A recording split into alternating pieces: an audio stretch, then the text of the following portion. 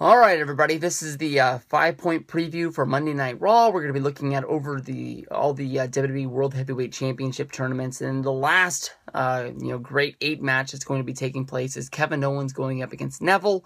I think that honestly this is the one match that least amount of people are talking about. I know that with a bigger guy like Kevin Owens going up against a smaller guy like Neville, this is basically going to be the played out, David versus Goliath story from the Bible, with the little guy going up against the big guy. And definitely, if you live in Kevin Nash's world, the worst big guy will always beat the best little guy.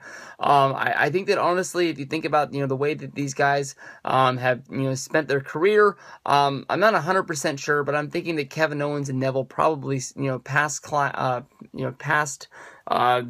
each other somewhere on the independent circuit, whether if it was in PWG or whether it was somewhere overseas. And I bet you honestly, even though this is the one match that nobody's talking about, I bet you this is the one match that everyone's going to be talking about come Monday night or Tuesday morning. Wow, did you believe this? Kevin Owens is the guy that likes to get into the ring and he likes to beat people up, and he's won probably more matches than he's lost in WWE since he's been there, especially with the fact that now he's the Intercontinental Champion.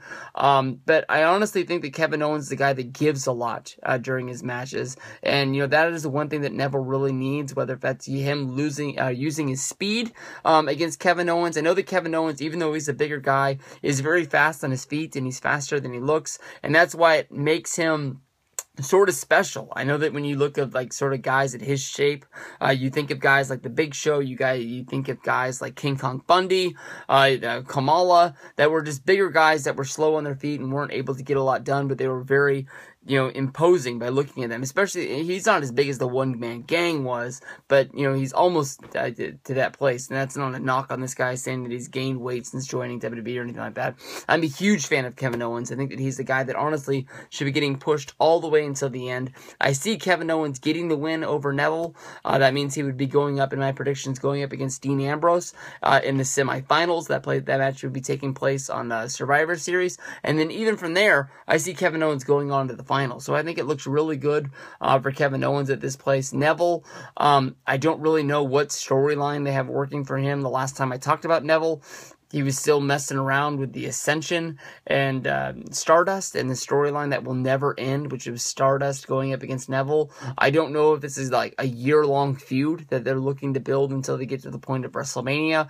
When it first started going and they had the comic book sort of feel, where every time they would go to a commercial and they would try to bring up that this match is coming up next, they would have the picture come up, that they definitely put a lot more work into, except for the normal matches where they just sort of press some buttons on a computer with the normal Raw background, and you see the two guys pop up. You see a computer animated GIF of these guys floating around, and of course getting to the match at SummerSlam, where you had Stephen Amell thrown in there to give it a whole lot more of a bigger feel. But I see Kevin Owens basically getting the win over Neville and moving on in the tournament in this match.